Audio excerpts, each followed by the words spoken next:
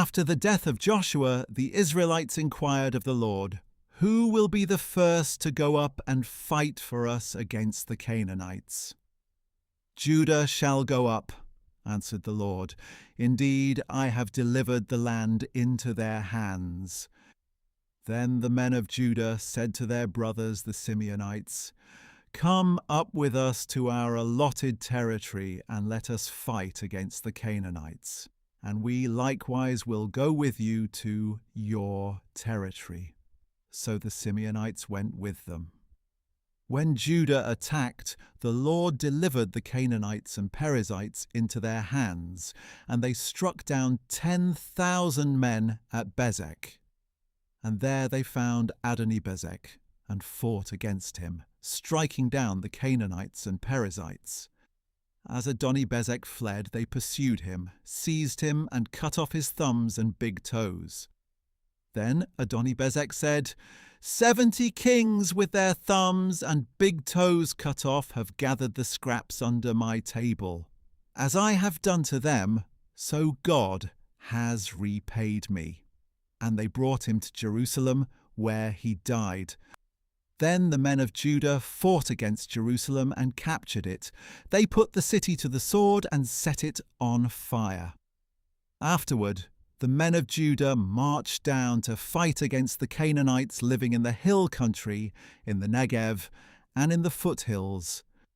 Judah also marched against the Canaanites who were living in Hebron, formerly known as Kiriath Arba, and they struck down Sheshai, Ahiman, and Talmai. From there they marched against the inhabitants of Debir, formerly known as Kiriath Sepher.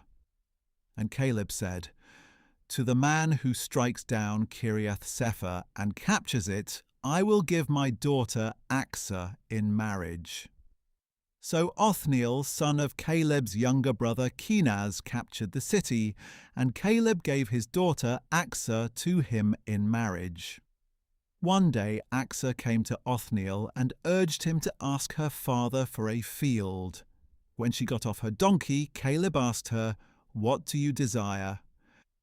"Give me a blessing," she answered. "Since you have given me land in the Negev, give me springs of water as well." So Caleb gave her both the upper and lower springs. Now the descendants of Moses' father-in-law, the Kenite, went up with the men of Judah from the city of palms to the wilderness of Judah in the Negev near Arad. They went to live among the people. Then the men of Judah went with their brothers the Simeonites, attacked the Canaanites living in Zephath, and devoted the city to destruction. So it was called Hormah. And Judah also captured Gaza, Ashkelon, and Ekron, each with its territory. The Lord was with Judah, and they took possession of the hill country, but they could not drive out the inhabitants of the plains because they had chariots of iron. Just as Moses had promised, Judah gave Hebron to Caleb, who drove out the descendants of the 3 sons of Anak. The Benjamites, however, failed to drive out the Jebusites living in Jerusalem. So to this day the Jebusites live there among the Benjamites. The house of Joseph also attacked Bethel, and the Lord was with them. They sent spies to Bethel, formerly known as Luz. And when the spies saw a man coming out of the city, they said to him, "Please show us how to get into the city, and we will treat you kindly."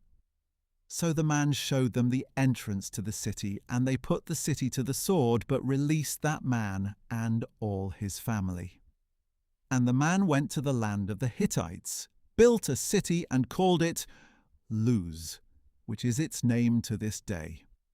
At that time Manasseh failed to drive out the inhabitants of Beth-shean, Tanach, Dor, Ibleam, Megiddo, and their villages, for the Canaanites were determined to dwell in that land. When Israel became stronger, they pressed the Canaanites into forced labor, but they never drove them out completely. Ephraim also failed to drive out the Canaanites living in Gaza, so the Canaanites continued to dwell among them in Gaza. Zebulun failed to drive out the inhabitants of Kitron and Nahalol, so the Canaanites lived among them and served as forced laborers. Asher failed to drive out the inhabitants of Akko, Sidon, Ahlab, Achzib, Helba, Aphik, and Rehob. So the Asherites lived among the Canaanite inhabitants of the land because they did not drive them out. Naphtali failed to drive out the inhabitants of Beth Shemesh and Beth Anath. So the Naphtalites also lived among the Canaanite inhabitants of the land, but the inhabitants of Beth Shemesh and Beth Anath served them as forced laborers. The Amorites forced the Danites into the hill country and did not allow them to come down into the plain. And the Amorites were determined to dwell in Mount Heres, Aijalon, and Shalbim.